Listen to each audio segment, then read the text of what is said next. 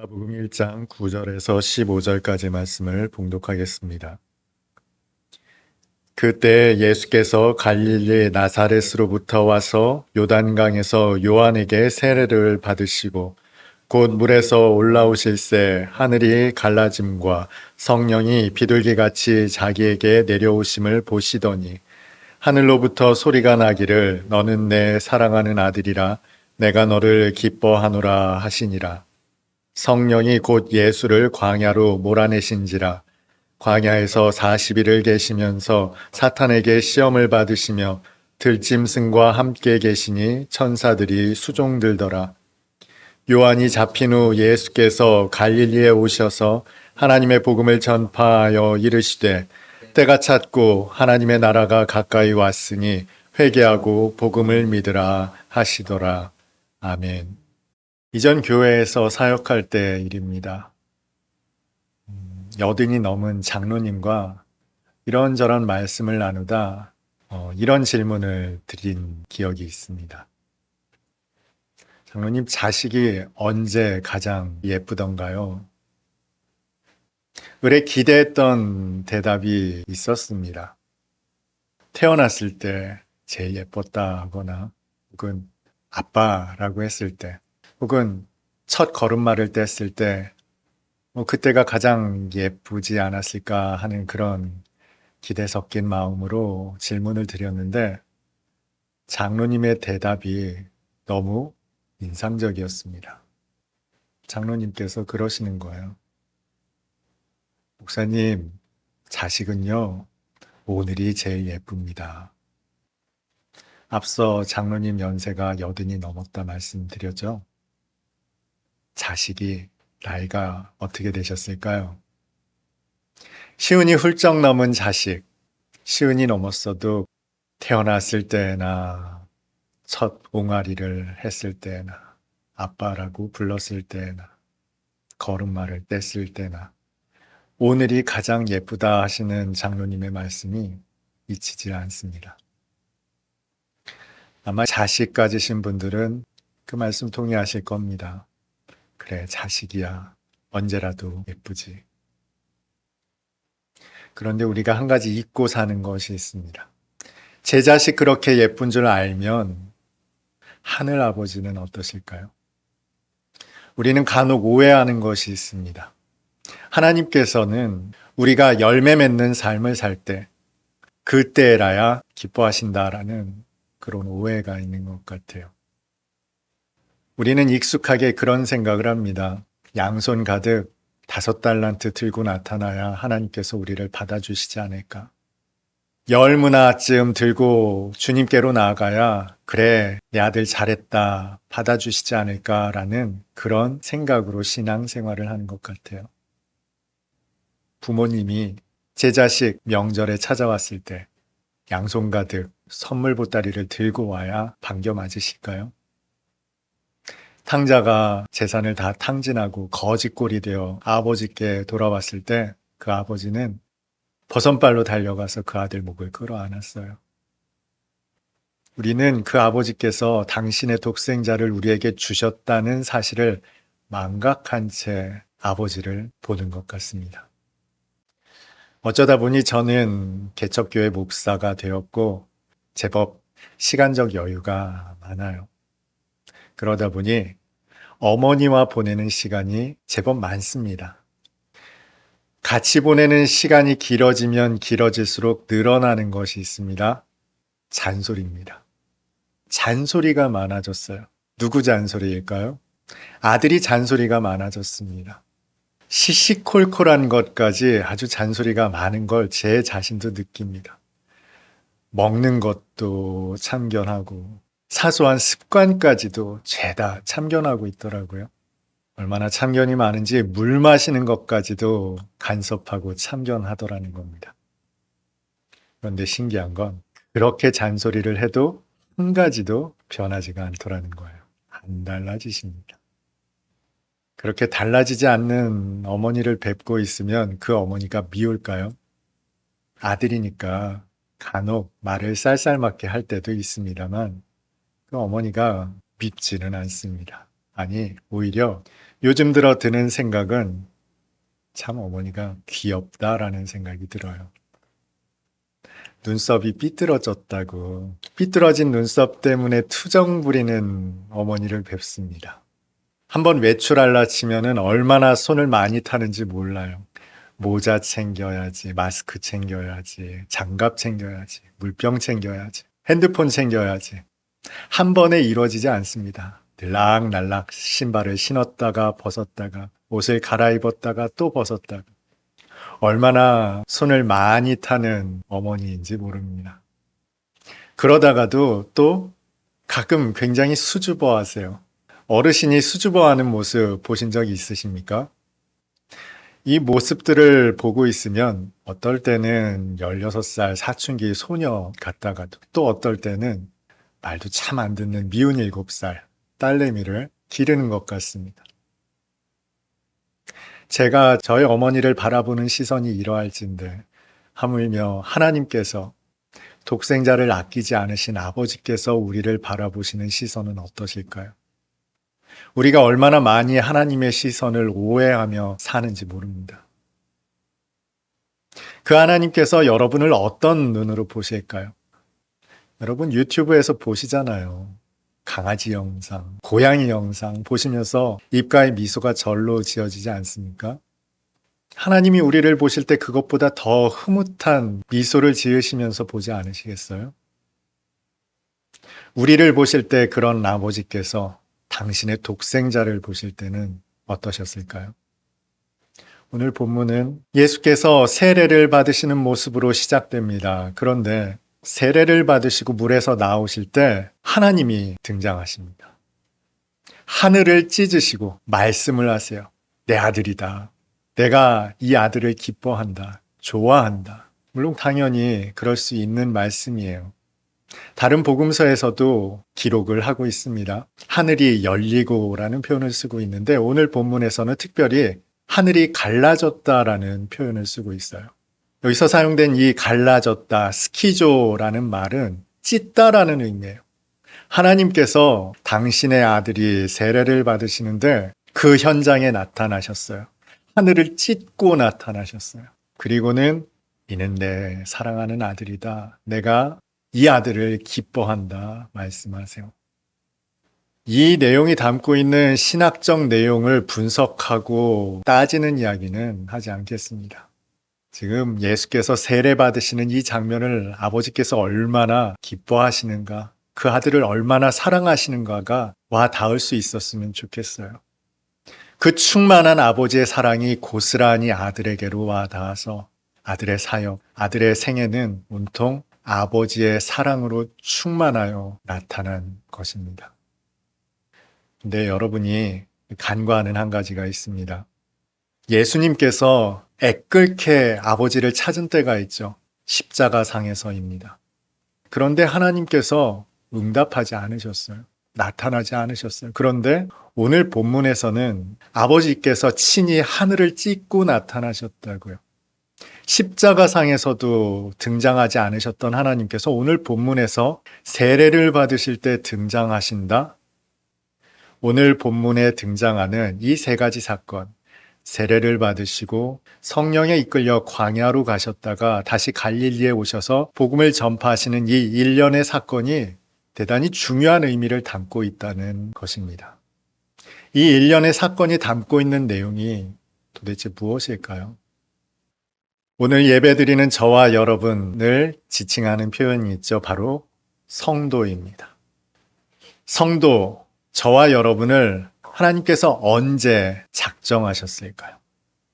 바울은 에베소서에서 하나님의 자녀된 저와 여러분을 하나님께서 창세전에 작정하셨다고 기록하고 있습니다. 그런데 모태신앙을 제외한 여러분들이라면 일정 기간 하나님 없는 삶을 사셨어요. 모태신앙이라고 한다 해도 인격적으로 하나님을 아버지로 고백하기까지는 하나님과 상관없는 삶의 시간들을 보낸 이력들이 있습니다. 어떠세요? 여러분들에게도 하나님 없었던 시절이 있었죠. 그런데 여러분이 어떻게 하나님의 자녀가 되었습니까?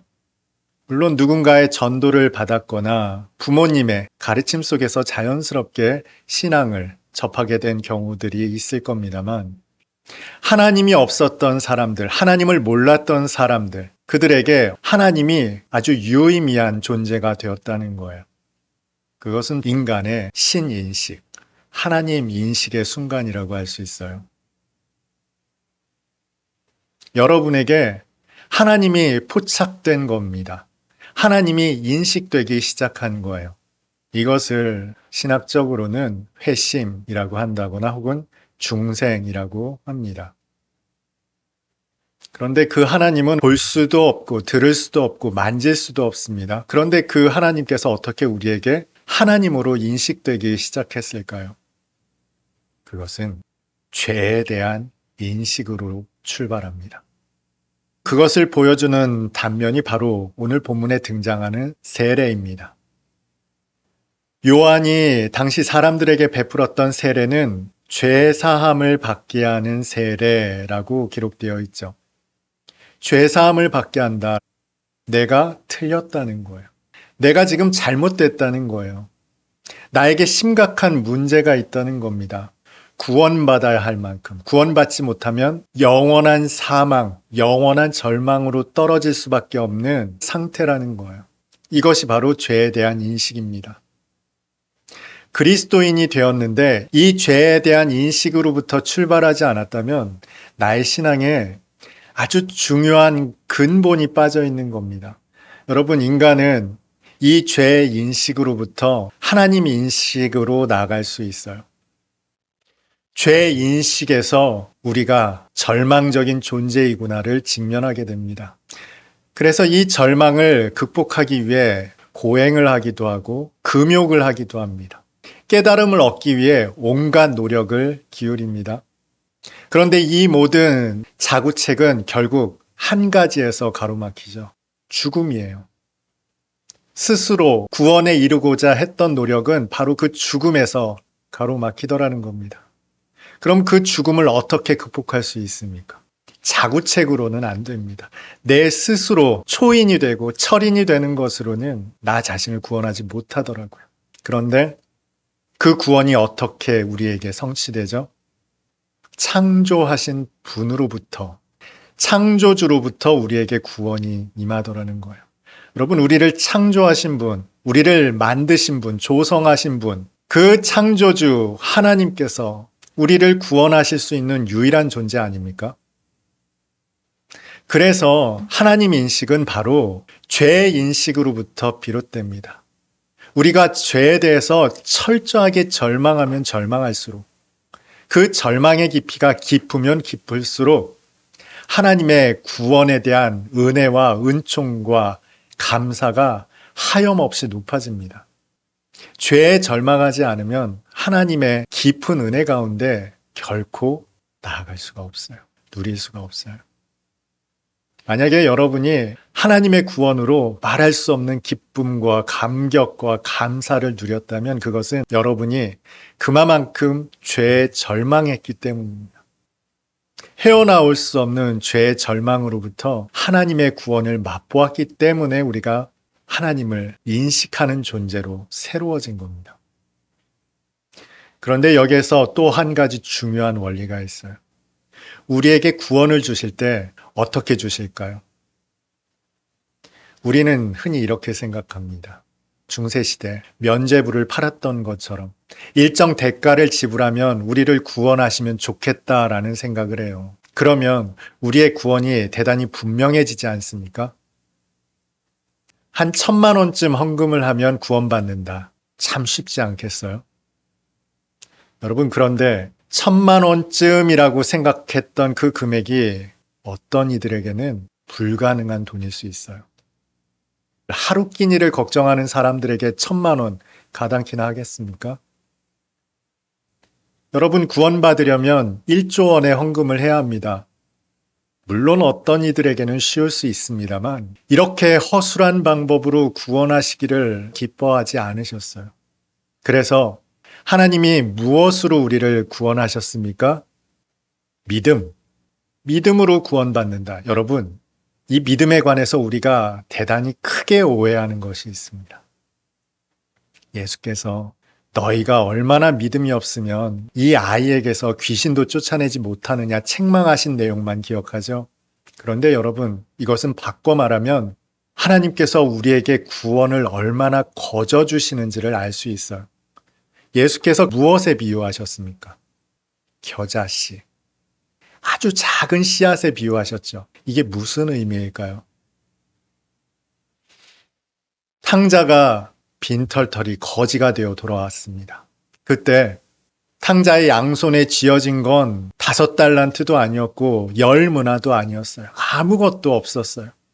다 찢어진, 헤어진 거지 옷을 입고 나타난 그 아들을, 그런데 아버지가 단숨에 아들의 지위를 회복시켰잖아요. 그에게 무엇이 있었어요? 내 아버지가 받아주실지도 모른다라는 신락 같은 바람이 있었다고요. 그 바람 한 가지만 붙들고 아들이 돌아왔죠. 그런데 그 아들 보자마자 아버지는 버선발로 달려가서 그를 끌어안았다고요. 이것이 성경이 말하는 믿음이라고요. 여러분, 하나님께서 우리를 구원하실 때 어마어마한 믿음, 산을 옮길 만한 믿음으로 구원하실 것 같으시죠? 여러분에게 그런 믿음이 있습니까? 좀 심하게 말해서 택도 없는 얘기죠. 여러분, 우리에게는 믿음이 없어요. 그런데 그런 우리를 주님께서 내치실 것 같으세요? 앞서 말씀드렸죠. 자식 이쁜 것, 오늘이 제일 예쁘다고 말씀드렸죠. 왜 하나님께서 믿음으로 구원하기를 기뻐하셨을까요? 이 믿음이라는 게 이런 측면이 있어요. 인정하시는 분이 이거 믿음이야 라고 인정해버리면 누구도 참소할 수 없다는 겁니다. 사탄은 끊임없이 우리의 마음속에 속삭입니다. 니까짓 게 무슨 믿음이 있다고. 그게 믿음이야? 그런데 판단하시는 분, 재판하시는 분께서 이거 믿음 맞다라고 하면 누가 정죄하겠어요? 마치 아버지가 탕자의 목을 끌어안아 버리고 내 아들 돌아왔다 한 것처럼 하나님께서 그 믿음을 인정해 버리시면 누가 정죄하겠냐고요. 그래서 하나님은 우리를 믿음으로 구원하시기를 기뻐하신 거예요. 우리가 간음하지 못하게 하시려고, 사탄이 정죄하지 못하게 하시려고, 하나님이 인정해 버리시려고. 이것이 바로 믿음의 비밀입니다.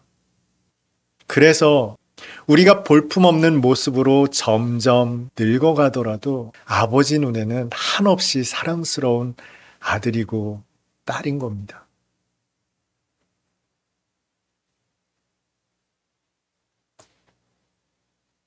그래서 죄를 통해서 하나님이 인식되는 그 현장에서 하나님이 어떻게 드러나시는가를 보여주시는 장면이 오늘 예수께서 세례 받으시는 장면이에요. 내가 너를 기뻐한다. 우리가 감당할 수 없는 절망과 죄에 사로잡혀 하나님 이런 나를 구원하시겠습니까? 주께로 나왔을 때 하늘을 찢으시고 아버지가 말씀하시는 거예요. 그런 너를 내가 기뻐한다. 내가 너를 사랑한다. 그런데 그 직후에 성도에게 오는 것이 바로 광야입니다. 세례를 받으시자 그 즉시로 성령에 이끌려 광야로 가요.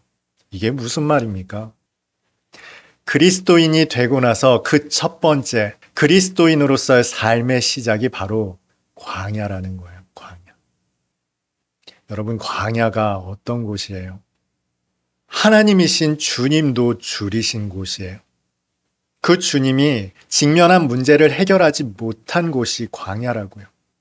물론 주님은 줄임을 해결할 수 있으신 능력이 있는 분입니다. 그러나 그런 식으로 문제를 해결하지 않았어요. 줄이신 대로 사셨어요. 40일 동안 계속되는 사탄의 시험을 받으셨어요. 얼마나 달콤하게 유혹할까요?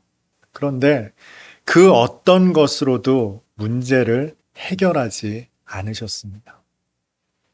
광야에서 가장 중요한 것은 문제가 해결되는 것이 아니에요. 태도에 있습니다. 군대에서 말도 안 되는 일들을 시키죠. 예를 들면 묵구덩이를 150개 파놔라. 뭐 이런 거예요. 여러분, 군대에서 왜 이런 일들을 시킬까요? 터무니없는 일, 도저히 할 수 없는 일들을 요구합니다. 명령합니다. 시킵니다. 이거 왜 시킬까요? 군인은 전쟁을 치르기 위해 준비된 사람들이죠. 상관이 명령합니다. 돌격 앞으로. 이거 정말 말도 안 되는 일이에요. 총탄이 빗발치는데 일어서면 죽는 겁니다. 그런데 지휘관은 명령하죠. 돌격 앞으로. 이때 병사는 돌격 앞으로 해야 할까요? 말아야 할까요? 돌격 앞으로 하는 겁니다. 이게 군인입니다. 이것을 위해서 우리는 말도 안 되는 상관의 명령을 듣기도 하고 복종하기도 하는 거예요. 그 복종을 위해서 수많은 훈련을 꾹 참고 다 하는 겁니다. 하나님을 직면한 성도가 가장 먼저 성령에 이끌려 가는 곳은 광야입니다. 그 광야에서 배우는 거예요. 나로서는 해결할 수 없는 수많은 문제, 절대로 이겨낼 수 없는 고난과 고통과 질병과 아픔과 슬픔을 모두 다 직면하는 겁니다. 거기에서 우리는 철저하게 깨닫는 겁니다. 나의 무기력함을, 나의 무능력함을, 아무것도 할 수 없음을 철저하게 깨닫는 것. 이것이 바로 광야예요. 오직 그 모든 것을 하나님께 의탁하는 삶을 배우는 겁니다. 그래서 여러분, 은혜 받고 나서 여러분의 사이클이 어떻습니까? 수련회 갔다 와서 어때요? 얼마나 성령 충만합니까? 모이기만 해도 기쁘죠? 모이면 찬양하고 예배하고 기도합니다. 말씀 읽고 또 말씀 나눕니다. 그렇게 성령 충만했다가 또 어느 순간이 되면 나락으로 떨어집니다. 그렇게 야동 안 봐야지 했다가 또 야동에 빠져 있고, 그렇게 술 안 마셔야지 했다가 또 술독에 빠져 있고, 하나님과 대적하는, 어떻게 그렇게 죄를 사랑하는 일만 쏙쏙 골라서 하는지 모르죠. 그 광야에서 우리는 무엇을 배웁니까? 나의 무능력을 배우는 거예요. 쓸모없음, 절망을 배웁니다. 그런데 신기한 건 하나님의 사람들은 그 광야에서 아주 넘어지는 법은 없더라고요. 그럼 언제까지 그 광야에 있어야 할까요? 하나님의 경륜의 때가 이를 때까지 그 광야를 사는 겁니다. 그러다가 우리의 삶에서 아무렇지도 않게 아주 자연스럽게 복음이 나오기 시작합니다. 인위적으로 만들어낸 복음, 짜내는 복음이 아니라 그냥 삶 속에서 복음이 나오기 시작해요. 여러분은 복음에 나오는 삶을 살고 계실까요? 아니면 광야에서 수업 중이실까요? 나이와 무관합니다.